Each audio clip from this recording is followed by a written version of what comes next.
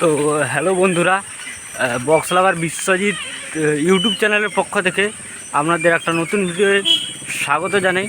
তো আমরা এখন যাচ্ছি জগৎপুর মা দুর্গা মিউজিককে দেখতে। তো কেমন কি বাজাচ্ছে তোমরা পুরো ভিডিওটা দেখতে থাকো। বাংলা গান বাজছে, এখন ডিজে বাজছে না।